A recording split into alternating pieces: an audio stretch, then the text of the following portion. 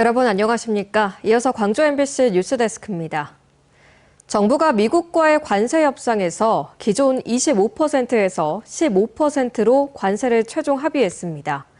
광주 완성차와 부품업계는 한숨 돌리게 됐다는 반응이지만 없던 관세가 생겼다는 점에서 판매와 생산 생태계를 고민해야 하는 과제도 함께 생겼습니다. 송정근 기자입니다. 기존 예고와는 달리 관세가 15%로 최종 타결되면서 여기저기서 안도의 한숨이 나왔습니다. 지역경제계는 최악의 상황은 피했다며 급한 불은 껐다고 평가했습니다. 하지만 지역경제의 핵심 축인 자동차 부품은 12.5%가 아닌 15%가 적용돼 아쉬움으로 남는다고 밝혔습니다.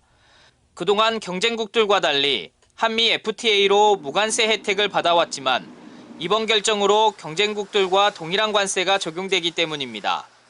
게다가 지역 완성차 공장에서 생산하는 물량의 절반 이상이 미국 시장에 수출되고 있는 만큼 미국 현지 생산이 확대될 경우 국내 물량 감소로 인한 부품업계 매출 하락과 고용 불안 등의 부정적인 영향도 우려된다고 설명했습니다. 지역 기업 스스로가 기술 혁신 또 신시장 개척 등을 마련할 수 있도록 정부 지자체에서 R&D 투자 확대, 글로벌 시장 진출, 또 인력 양성 등을 지원을 해서 기업이 체진 개선할 수 있도록. 지역 지자체장들은 일제히 환영의 뜻을 밝혔습니다. 강 시장은 지역 주력 산업인 자동차의 경우 수출 불확실성이 상당 부분 해소됨에 따라 지역 경제 활성화에 크게 기여할 것으로 기대한다고 말했습니다. 김영록 전남도지사는 농축산물 추가 개방을 막아 어려움을 겪는 우리 농민에게 큰 위안이 됐으며 1,500억 달러 조선협력 전용 펀드는 전남 주력 산업인 조선업의 새로운 기회가 될 것이라고 평가했습니다. 세계 최고 수준의 선박 설계 건조 능력을 가진 우리 조선 기업들이 미국 조선업의 부흥을 도우면서 새로운 기회와 성장의 계기를 마련할 것으로 기대합니다. 지역경제계는 무관세 특혜 대신 15% 관세 현실이라는 새로운 게임의 법칙 위에서 생존 전략을 재구상해야 하는 과제에 직면하게 됐습니다. MBC 뉴스 송정근입니다. 광주 도시철도 2호선 공사 현장 인근에서 또다시 대형 상수도관이 파열됐습니다. 이로 인해 인근 주민들이 큰 불편을 겪기도 했는데요. 그런데 이곳에선 2년 전에도 똑같은 상수도관 파열 사고가 있었습니다. 도시철도 공사가 지연되면서 시민들의 생활 불편도 늘고 있습니다. 한신구 기자가 보도합니다. 도로 바닥에서 거대한 물줄기가 세차게 솟구칩니다. 상가 안으로는 거센 물줄기가 파도처럼 밀려들고 인근 건물과 도로를 집어삼키면서 이 일대는 순식간에 물바다로 변합니다. 완전히 물이 폭포수처럼 한 5m, 6m 정도 올라가가지고 상가 쪽으로 물이 전부 다 덮쳐 있는 상황이에요. 광주시 운천로 금호일동 도시철도 2호선 공사 현장에서 대형 상수도관이 파열된 시간은 오전 6시 10분쯤. 주변 상가 쪽으로 갑자기 물이 닥치면서 8곳이 침수 피해를 입었고 인근 도로와 인도 일부도 무너져서 교통 통행도 통제됐습니다. 광주시는 터파기 작업 과정에서 토사가 쓸려 내려가면서 노후된 상수도관의 연결 부위가 이탈해 사고가 난 것으로 보고 긴급 복구와 함께 정확한 피해 규모를 조사하고 있습니다. 이동하는 통로가 없어서 최우선으로 시민 이동 통로를 먼저 만들고 그 다음에 흙을 메우고 포장 복구까지 빠르면 내일 아니면 모레까지.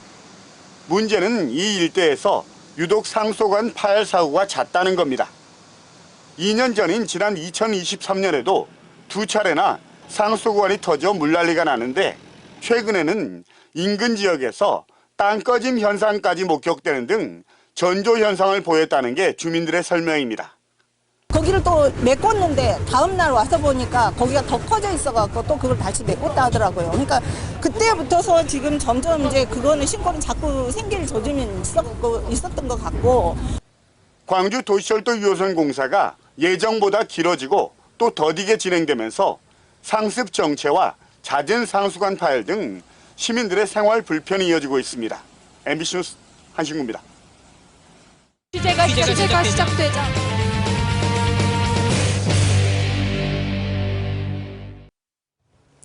나주 혁신도시 지식산업센터의 임대공간 수백 호실을 소유한 기업이 법정 관리를 신청해 임차인 보증금 피해가 발생하고 있다는 소식 전해드렸습니다. 그런데 나주시가 해당 지식산업센터에 입주할 경우 임차료를 지원해 왔기 때문에 이번 사안에 대해 소극적으로 대응하는 것 아니냐는 비판이 일고 있습니다. 취재가 시작되자 김초롱 기자입니다. 나주 혁신도시에 위치한 스마트파크 지식산업센터입니다. 임대공간 750여 호실을 갖추고 있는데 문화 예술 분야 업체 등이 입주하면 나주시가 월세 80%를 지원합니다. 이 같은 정책을 믿고 입주한 임차인들은 최근 임대기업 영무토건의 법정관리 신청 등이 알려졌는데도 나주시가 공지 하나 없었다고 말합니다. 공고 낼 때는 그렇게 화려하게 여기저기다 홍보하고 난리를 쳤던 나주시가 이제는 개인 대 개인 계약이다 이런 생각을 갖고 말을 하는 게 너무 어이없었고요. 나주시가 입주를 독려해놓고 문제가 생기자 책임을 회피한다는 겁니다. 지원과 상관없이 입주한 경우도 막막한 건 마찬가지입니다. 임차인 40여 명은 비상대책위를 꾸렸습니다. 회생 신청이 들어가가지고 뭐 그게 승인이 떨어지면 경매로 다 넘어가 버리는데 그러면은 그러니까 그 과정들이 막 몇 년 걸리잖아요. 근데 그 과정들을 어떻게 지낼 것이냐. 이런 상황에서 영무토건 등이 관리사무소에 관리비조차 내지 못해 이대로라면 전기가 끊기는 등 많은 난관이 예상됩니다. 행정적, 재정적 그리고 법적 상담하는 전담팀이 좀 꾸려질 필요가 있다. 전라남도 나주시가 이 사업에 적극적인 연한 대처를 좀 할 수 있도록. 전남도와 나주시는 영무토건 등과 지속적으로 이번 사안을 논의해왔고 월세 지원은 계속한다고 밝혔습니다. 기납부한 보증금에서 이제 월 임차료를 상계 처리해서 저희가 그렇게 이제 어떤 증빙 자료를 가져오면은 저희가 계속해서 보조금을 이제 중단하지 않고. 무엇보다 이들 임차인 중 지역의 미래를 일궈나갈 청년들도 있어 더 세심한 보완책이 요구됩니다. 나주시 나고 자랐던 청년들인데 저 친구들이랑 같이 뭔가 전라남도에서 형성된 약간 프랜차이즈 카페나 이런 것들을 만들려고 좀 노력을 하고 있었던 부분이거든요. 취재가 시작되자 나주시는 무료 법률 상담도 검토하겠다고 밝혔습니다. MBC 뉴스 김초롱입니다. 석유화학의 극심한 불황에 실직 사태가 현실화하고 있습니다. 공장은 하나둘 멈추고 노동자들도 갈 곳을 잃고 있는데요. 벼랑 끝에 서 있는 석유화학 산업, 대책은 언제쯤 나올까요? 보도에 최왕지 기자입니다. 지난 16년간 롯데케미칼에서 자재 출하 관련 사무를 맡았던 임 모 씨.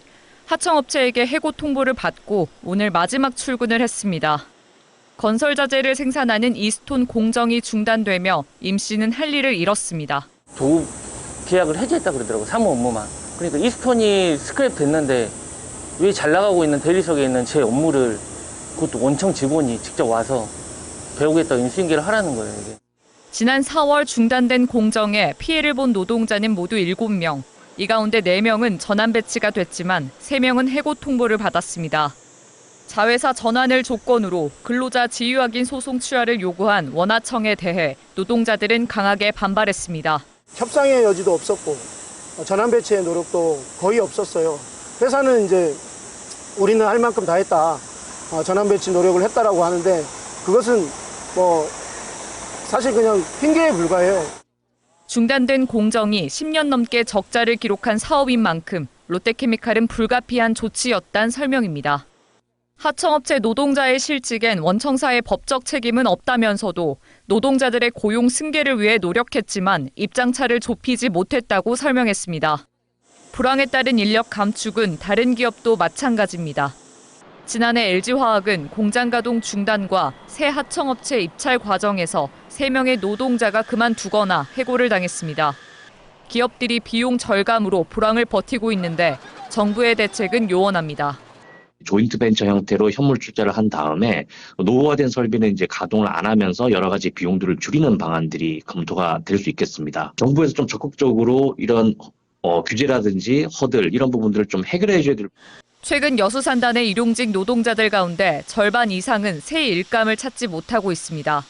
이런 가운데 하청업체 노동자들의 실직까지 이어지며 산단의 위기는 낮은 곳부터 현실화하고 있습니다. 하지만 석유화학의 경쟁력을 높이는 산업 재편에 대한 논의는 아직도 제자리 걸음입니다. MBC 뉴스 최항지입니다. HD 현대사무 변전소에서 발생한 화재로 전력 공급이 차단된 상황에 한국전력공사가 복구를 위한 비상전력 공급에 나섰습니다. 이번 화재 원인은 전선 노후화에 따른 방전으로 추정되는데 폭염으로 인한 추가 피해가 없도록 주의가 필요해 보입니다. 김교희 기자가 취재했습니다. 인부들이 변압기 문을 열고 전선을 연결하는 작업이 한창입니다. 지난 29일 HD 현대사무 변전소에서 발생한 화재로 사내 전력 공급이 멈춘 상황. 한전이 원활한 복구를 위해 전신주 2개와 변압기 6대를 설치하고 비상전력 지원에 나선 겁니다. 한전은 인근의 배전선로와 새로 설치한 전신주 변압기를 연결해 임시로 전력을 공급할 예정입니다. 조업하는 장소 전기 사용을 위해서 다소 시일이 걸리겠지만은 이제 비상자재라든지 인력, 그다음에 기술 지원 등을 이렇게 아끼지 않을 생각입니다. 경찰과 소방 등 합동 감식 결과 초기 화재 원인은 전선 노후화로 인한 방전으로 조사됐습니다. 변전소 지하 공동부에 있는 20년 이상 경과된 케이블에서 전선을 감싸고 있는 고무 절연체가 손상돼 전기가 외부로 흘러 불이 났다는 겁니다. 관련자 진술 및 한전 소방 등과 2차에 걸친 합동 감식 결과 지하 공동부에서 처음 불이 발생한 것으로 추정되고 노후 전선 케이블에서 불꽃이 발생해서 현장에서는 추가 피해 발생을 대비해 변압기를 점검하는 등 긴장감을 놓지 못하고 있습니다. 폭염에 냉방기 등 전력 사용량이 늘면서 과부하가 걸리거나 야외 노출된 전선 피복이 높고 변압기가 폭발하는 등 이유로 화재가 발생할 수 있기 때문입니다. 폭염 때문에 그 전력 소요량이 폭등할 것이고 그 폭등하다 보면 과부하가 걸릴 것이고 그 과부하 때문에 변압기라든가 변전실에 화재가 날 개연성이 굉장히 높죠. 실제로 지난 2018년 7월 서울시 중구의 한 주택가 전봇대에 설치된 변압기에서 전선 과부하로 추정되는 불이 나 인근 30여 세대에 2시간 넘게 전기 공급이 중단되기도 했습니다. 올여름도 폭염특보 시작 전과 후로 전국의 일평균 화재 건수가 71건에서 98건으로 38% 급증했습니다. 주위 온도가 높으면 전선의 과열이 보다 쉽게 될 수 있는 것이죠. 그로 인해서 피복이 누전이나 합선이 될 가능성이 높아지는 것입니다. HD 현대사무 측은 오는 10일까지 정상 가동을 목표로 하고 있는 상황. 신속하면서도 안전한 복구가 이뤄져야 할 것으로 보입니다. MBC 뉴스 김교희입니다. 민생회복 소비 쿠폰과 관련해 광주에서 위법 사례가 잇따라 적발됐습니다. 광주 5개 자치구에 따르면 지난 21일부터 열흘 동안 총 9건의 부정 사용 정황이 적발됐으며 해당 업주들은 민생회복 소비 쿠폰을 사용할 수 없는 매출 30억 원 이상인 대형마트인 것으로 알려졌습니다. 이에 따라 자치구들은 관할 세무서와 협력해 단속에 나서는 등 주민 신고를 통해 포상금을 지급하는 방안도 고려하고 있습니다. 광주 상공회의소가 LH가 추진 중인 광주 산정지구 공공주택 개발계획 재조정을 촉구했습니다. 상공회의소는 산정지구의 14,000세대가 들어서는 공공주택 개발 계획은 공급 과잉 등 지역 경제에 부정적인 영향을 미칠 수 있다며 해당 사업을 재조정하는 건의서를 국토부와 LH에 제출했다고 밝혔습니다. 언제 어디서나 내 손 안의 뉴스. 광주 MBC 뉴스 유튜브 구독으로 함께하세요.